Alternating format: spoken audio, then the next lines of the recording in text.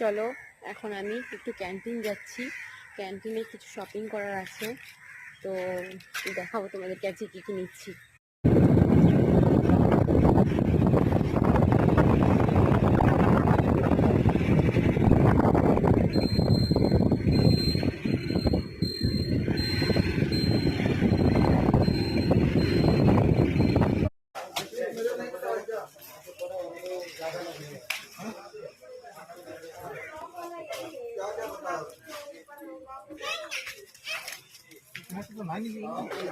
না এই যে বাবু, এইটা না এইটা না, এই বিস্কুটগুলো পুরো এই বিস্কুটগুলো।